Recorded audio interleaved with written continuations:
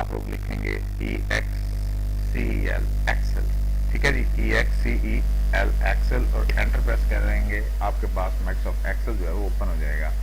इसका दूसरा तरीकाकार ये है, आपके पास यहाँ पे भी आप एक्सेल सिंपल लिख देंगे EXCEL excel and then enter press करेंगे, तब भी आपके पास एक्सेल ओपन हो जाएगा। पहली रन की कमांड थी, दूसरी सिंपल कमांड थी, एंड थर्ड वन इज आप यहाँ पे राइट क्लिक करेंगे। राइट क्लिक करने के बाद न्यू पे जाएंगे। न्यू पे जाने के बाद आप यहाँ से माइक्रोसॉफ्ट एक्सेल की एक फाइल या एक वर्कशीट जो है उसको निकालेंगे, तो आपके सामने इस तरह से आ जाएगी। इस पर डबल क्लिक करेंगे, आपके पास एक्सेल जो है वो ओपन हो जाएगा। ठीक है जी, और हमारे पास और भी बहुत सारे ऑप्शंस हैं जिनकी मदद से हम इसको ओपन कर सकते हैं।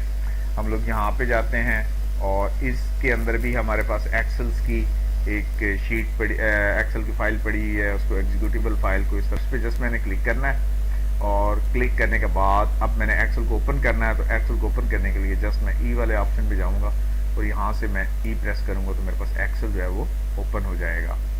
ठीक है जी, ये आपके पास आज एक्सेल का फर्स्ट लेक्चर था।